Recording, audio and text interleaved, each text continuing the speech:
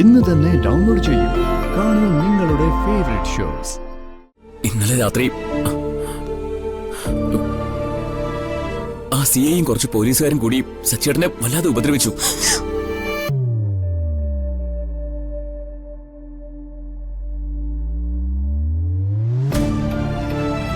സച്ചേട്ടൻ ഭയങ്കര നിലവിളിയും ബഹളമായിരുന്നു.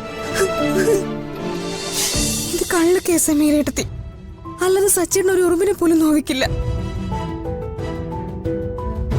അതും 7 വർഷം മുമ്പ് കൊന്നു പാറക്കുളത്തി തള്ളി പോലും. എന്തൊക്കെ കള്ളത്തരങ്ങളാ ഈ പോലീസുകാർ പറയുന്നേ. എന്റെ ദൈവമേ, ഇതിന് പിന്നിലും ആ അവന്തിക യക്ഷി തന്നെയായിരിക്കും, എനിക്ക് ഉറപ്പാ. നമ്മളെ എങ്ങനെയെങ്കിലും ഇല്ലാതാക്കാനായിട്ട് ഒരു അവസരം നോക്കിയിരിക്കും എപ്പോഴും അവള്. ഇവിടെ വന്ന് നമ്മുടെ പഴങ്കഞ്ഞിക്കടയെല്ലാം തല്ലി തകർത്തിട്ട് പോയില്ലേ അവള്.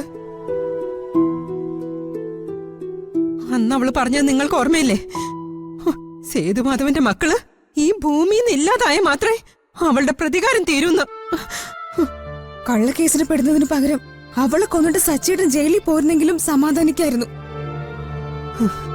അനുപേട്ടന് സന്ദീപും കൂടി 1-2 വലിയ വക്കീലന്മാരെ കണ്ടു. അവരൊക്കെ ലക്ഷങ്ങളാ വക്കീൽ ഫീസായിട്ട് ചോദിക്കുന്നത്. കയ്യിലാണെങ്കിൽ ചില്ലി കാശുമില്ല. വലിയ ക്രിമിനൽ വക്കീലന്മാരൊക്കെ വന്ന് വാദിക്കണമെങ്കിൽ വലിയ ഫീസ് കൊടുക്കണമല്ലോ അമ്മ. അത്രയും വലിയ കേസാണല്ലോ ഇത്. എന്ത് ചെയ്തിട്ടായാലും വേണ്ടില്ല, എങ്ങനെയെങ്കിലും എന്റെ മോനെ പുറത്തിറക്കിയേ പറ്റൂ. എന്റെ ഒരു വള ഒടിഞ്ഞത് അലമാരയിൽ ഇരിപ്പുണ്ട്.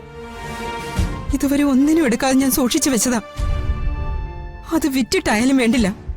സച്ചി ഇനി ജയിലിനകത്തിടാൻ പറ്റത്തില്ല. അമ്മ ശരി സാർ, ഞാനിവിടെ വീട്ടിൽ തന്നെ ഉണ്ട്. അതെ, ഇന്ന് തന്നെ ജാമ്യാപേക്ഷ കൊടുക്കാൻ ശ്രമിക്കുന്നുണ്ട്.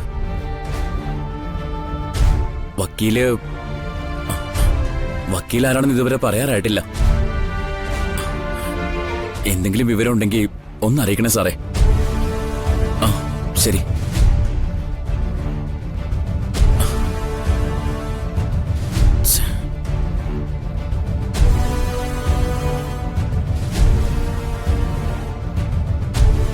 മോനെ, എന്താ ധനുഷ്, ആരെ വിളിച്ചേ? അത് വല്ല വിവരമുണ്ടോ? എനിക്ക് പരിചയമുള്ള ഒരു പോലീസുകാരനാ. അയാളോട് സച്ചേട്ടന്റെ കാര്യം അന്വേഷിക്കാൻ ഞാൻ പറഞ്ഞിരുന്നു. എന്നിട്ട് അയാൾ എന്താ മോനെ പറഞ്ഞത്? സച്ചേട്ടൻ അവർ ഇന്ന് തന്നെ കോടതിയിൽ ഹാജരാക്കും.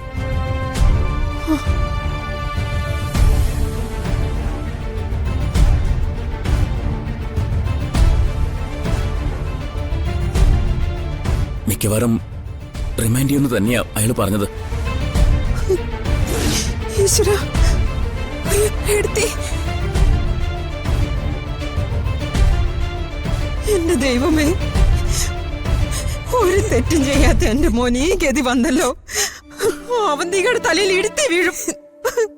അയാള് വേറൊരു കാര്യം കൂടി പറഞ്ഞു.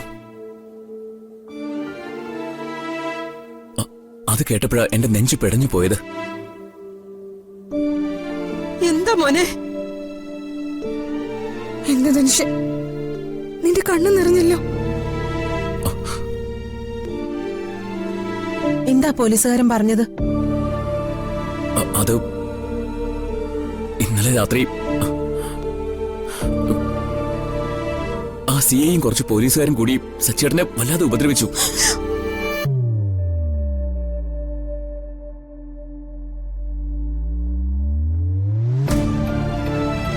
സച്ചേട്ടൻ ഭയങ്കര നിലവിളിയും ബഹളമായിരുന്നു.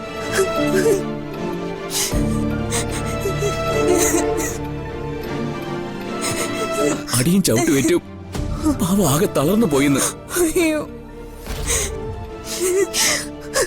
ഈശ്വര, ആ പാവത്തിന് ഒന്ന് എഴുന്നേറ്റ് നിൽക്കാൻ പോലും വയ്യ. ജീവിതകാലം മുഴുവൻ ജയിലിൽ കിടക്കാനുള്ള എല്ലാ വകുപ്പും പാവത്തിന്റെ തലയിൽ കെട്ടിവെച്ചിട്ടുണ്ട്. ജാമ്യം കിട്ടാൻ ഒരു സാധ്യതയില്ലെന്നാ ആ പോലീസുകാരൻ പറഞ്ഞത്. ജീവിതകാലം മുഴുവൻ എന്റെ സച്ചേട്ടൻ ജയിലിൽ കിടക്കാനോ? എന്റെ ദൈവമേ, എങ്ങനെയെങ്കിലും എന്റെ സച്ചേട്ടനെ രക്ഷിക്കണം. അനൂപേട്ടനെയും സന്ദീപിനെയും വിളിച്ച് ഞാൻ കാര്യങ്ങൾ പറഞ്ഞിട്ടുണ്ട്. ഏതെങ്കിലും ഒരു നല്ല വക്കീലിനെ കണ്ടുപിടിക്കാന്നാ അവര് പറഞ്ഞത്. എന്തൊരു ദുർവിധിയത്! എത്ര നാളായി ഈ കുടുംബത്തിൽ ആരെങ്കിലും ഒന്ന് സന്തോഷിച്ചിട്ട്. ഓരോ ദിവസം ഓരോ സങ്കടങ്ങളാ.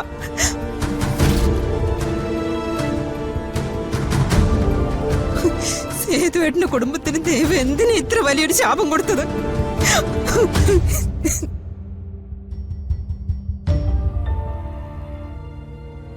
ഉണ്ടായിരുന്ന സമ്പത്ത് പോയി, ബിസിനസ് പോയി, വീട് പോയി, അവസാനം സേതുവേട്ടനും പോയി. കുടുംബം ചിന്ന ഭിന്നമായി പോയില്ലേ? എന്റെ അച്ഛമോളും കുഞ്ഞും പോയി അന്ന് തുടങ്ങിയതായി ദുരിതങ്ങൾ മുഴുവൻ. അവളായിരുന്നു നമ്മുടെ കുടുംബത്തിന്റെ ഭാഗ്യവും നട്ടലും എല്ലാം.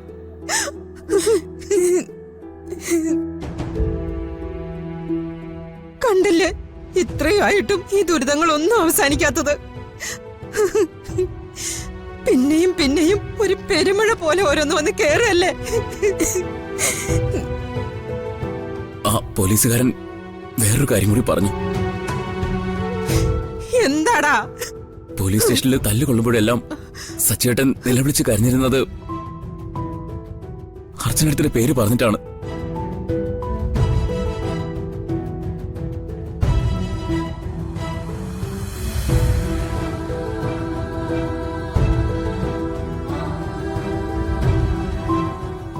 അർച്ചനടുത്ത് എവിടെയോ വെച്ച് കണ്ടുവന്ന മട്ടില്ല സച്ചേട്ടൻ നിലവിളിച്ചതെന്ന് അയാൾ പറഞ്ഞത്. അച്ഛനെയോ? സച്ചിയങ്ങളുടെ മനസ്സിൽ എപ്പോഴും അച്ചുവിനെ കുറിച്ചുള്ള വിചാരം മാത്രമല്ലേ ഉള്ളൂ. നിലവിളിച്ചപ്പോ അറിയാതെ ആന്റിയുടെ പേര് വിളിച്ചു പോയതായിരിക്കും. അടികൊണ്ട് നിലവിളിച്ചിട്ടും പോലീസുകാരെ പാവത്തിന് തുള്ളി വെള്ളം പോലും കൊടുത്തിട്ടില്ല. അയ്യോ, എന്നെ ദൈവമേ, ഇത്രയൊക്കെ അനുഭവിക്കാൻ ആ കുഞ്ഞ് എന്ത് പാപാ ചെയ്തത്? സച്ചിൻ കൂടി ജയിലിലായ അതോടെ എല്ലാം പൂർത്തിയായി. ഈശ്വര, എന്തെങ്കിലും ഒരു വഴി ഞങ്ങൾക്ക് കാണിച്ചു തരണേ.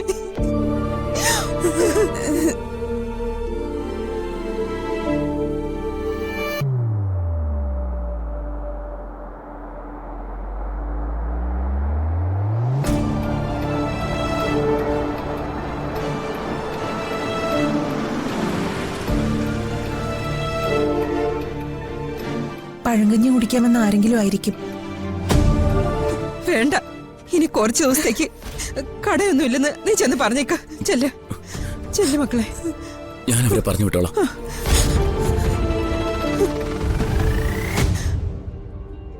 ഈശ്വര, ദേ, അമ്മ ഇങ്ങനെ വിഷമിക്കാതെ അമ്മ. അനുപേട്ടനും സന്ദീപും കൂടി എന്തെങ്കിലും ഒരു വഴി കാണാതിരിക്കില്ല.